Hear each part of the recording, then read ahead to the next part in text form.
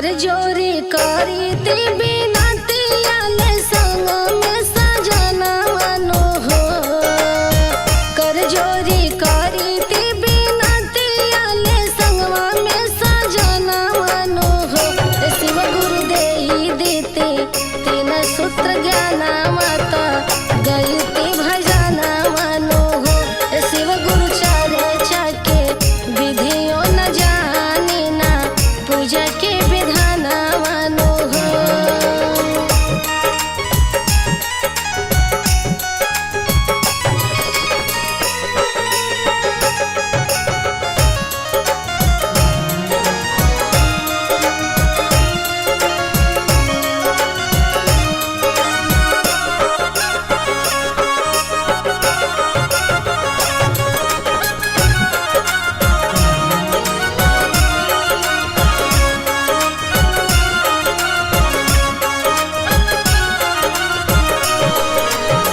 भैया हरेंद्र जी बताई गईले तीन सूत्र के ज्ञान मानो हो।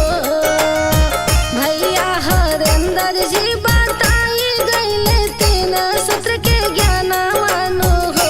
शिष्या हरदम जपत रही हतु शिव जी के नाम